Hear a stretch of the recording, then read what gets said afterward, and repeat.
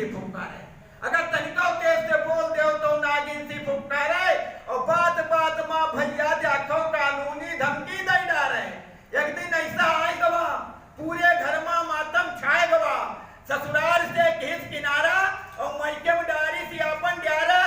और कानून का पिल्ली सहारा और लगवाई धारा पर धारा। और वकील साहब दिखाई तिकड़मी खेल। वकील साहब दिखाई तिकड़मी खेल। पूरे घर का हो गई जेल। बड़ी मुश्किल से करवायन बेल। और इज्जत का सब निकला तेल। और तनिके फटके कपड़ा लगता। और देख देख गुजारा भत्ता। और समझ मावा पियाओ का जाम जिंदगी वही गए झंडू बाम। अगर इसी तरह के कानून बनते रहे और कानूनों का दुरुपयोग होता रहा तो शादी करना स्वास्थ्य के लिए नहीं लेकिन जीवन के लिए जरूर हानिकारक हो जाएगा। लेकिन शादी जरूर करिए क्योंकि सृष्टि की रचना कैसे होगी। जिस तरह सिगरेट की डिब्बी पे लिखा होता है सिगरेट पीना स्वास्थ्य के लिए हानिकारक आप लोग पीते हैं, इसलिए शादी कीजिए सिगरेट पीजिए सटासट और शादी कीजिए फटाफट। अनाड़ी को भी बुलाइए। लेकिन अनाड़ी की कविता के अंतिम पंक्ति सर्वोदय नगर इंदिरा नगर की है। लड़की आई ससुराल में, एक दिन रही, दूसरे दिन जैसे रिसेप्शन का प्रोग्राम होता है प्रोग्राम में 5 मिनट बैठती थी, प्रोग्राम से चली जाती थी। फिर जबरदस्ती कोई बुला के लाता था, फिर बैठती थी, फिर 5 मिनट नहीं मेरी तबीयत खराब है। फिर कहती थी मेरी माँ बाप ने मुझे जबरदस्ती मेरी शादी कराई। मेरी जबरदस्ती शादी मैं शादी नहीं करना चाहती थी। लड़के वालों ने किसी तरह मनोबल किया। 2-3 दिन तक किसी के घर में बाहर नहीं चला, पड़ोसियों को नहीं पता चला। तीसरे दिन लड़की किसी तरह अपने माँ बाप के साथ उन लोगों ने बुलवाया और चली गई घर। चौथे दिन उसकी माँ ने समझाया नहीं तुम अपने पति को कैसे नहीं कंट्रोल कर पाई, तुम फिर जाओ, उसके बाद वहां रहो कुछ दिन, उसके बाद जब तुम आना तब हम बताएंगे क्या आगे करना है। ये घटना कर रही है। अब आप बताइए इसमें किसकी गलती है। अब उसको बनाया जाएगा, बाद में झगड़ा लड़ाई दिखाया जाएगा, घरेलू हिंसा दिया जाएगा, दहेज का मुकदमा लगाया जाएगा, मेंटेनेंस लिया जाएगा। लड़के और बेचारा लड़का फंस गया क्योंकि लड़का मजबूत है घर से, वो 10-20 लाख ले लेंगी, 50 लाख लेंगी, जो भी मांगे, बाद में सुलह समझौता होगा। हाँ तो सर पूरे परिचय के साथ बोलिएगा कि परिवार कल्याण समिति के बारे में आप क्या कहना चाहते हैं। जी, मेरा नाम आशुतोष पांडे है। आज पति परिवार कल्याण समिति के बैनर तले अंतर्राष्ट्रीय मानवाधिकार दिवस मनाया जा रहा है और आज का विषय है पुलिस के अधिकार बनाम मानवाधिकार।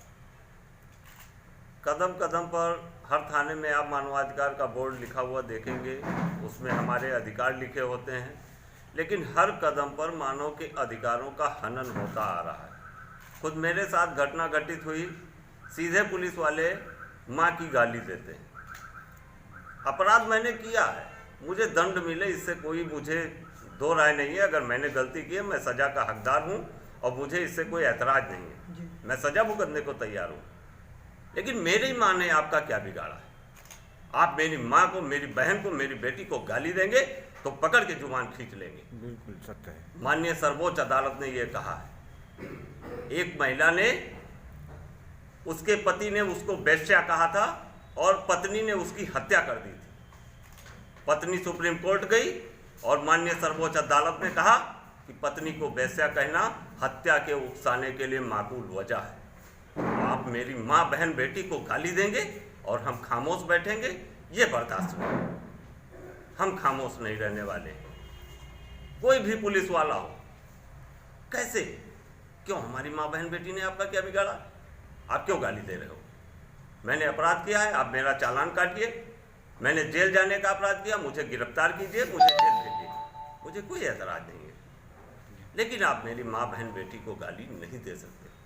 जो आपका कार्य है वो आप पूरा कीजिए, जो मेरा है मैं पूरा कर रहा हूँ। मैं अपने दायित्वों का निर्वहन कर रहा हूँ, आप अपने दायित्व निर्वहन कीजिए। हमसे कोई, अगर जनता से, हमसे का अर्थ है हमसे या हमारी जनता से आपको कोई शिकायत है, कोई शिकवा है, आइए खुले मंच पर बैठते हैं, संवाद करते हैं। लेकिन आप हमको कदम कदम पर अपमानित करें, आप हमको गाली दें, ये हम बर्दाश्त नहीं करने वाले। इसी बात को लेकर हम 12 तारीख से धरने पर भी बैठने जा रहे हैं। धरने की कहीं परमिशन नहीं मिल रही है तो 12 तारीख को हम ढाला बुक करवा के निजी वाहन पर पूरे शहर में जगह की मांग हम लखनऊ से करेंगे, लखनऊ निवासियों से करेंगे। कोई तो जगह दे दो, अगर सरकार नहीं दे रही है, क्योंकि पुलिस के विभाग ही हमें धरना देना है और पुलिस से हमें धरने की परमिशन मांगना है। तो पुलिस हमको परमिशन दे नहीं रही है। हम जेसीपी साहब के पास भी गए थे और मजिस्ट्रेट के पास भी गए थे, लेकिन कहीं से भी मुझे राहत नहीं मिल रही है। तो हम परसों 12 तारीख को हम डाला बुक करवा के हम डाले पर अपना धरना देंगे, 2 लोग देंगे। उसके बाद हमें कहीं अगर जगह मिल जाती है तो हम वहाँ बैठकर हम एक मांग रख रहे हैं, पुलिस के सर्वोच्च अधिकारी आवें और पूरे प्रदेश को संबोधित करते हुए कहें कि कोई भी पुलिस वाला आज के बाद किसी को गाली नहीं देगा। हम उस सिपाही से माफी मंगवाने के लिए नहीं धरने पर बैठ रहे हैं। बिल्कुल। हमारी मांग है कि पुलिस का सर्वोच्च अधिकारी हमारे सामने आए और कहे कि किसी की माँ बहन बेटी को कोई पुलिस वाला गाली नहीं देगा। ये आश्वासन हमको चाहिए। इसके साथ हमारे जो मानवाधिकार हैं वो पुलिस का सर्वोच्च अधिकारी अपने मुखार बिंदु से जनता को सुना दे, ताकि कोई भी थाने में बैठा दरोगा ये हमको ना कह सके कि तुम कानून पढ़ाओगे हमको। जब हम अपने अधिकार मांगते हैं तो हमको वो दरोगा कहता है कि तुम मुझे कानून बताओगे। ये शब्द किसी जनता के, किसी अनपढ़ या गंवार या पढ़े लिखे किसी भी व्यक्ति को ये शब्द ना सुनना पड़े कि तुम मुझे कानून पढ़ाओगे।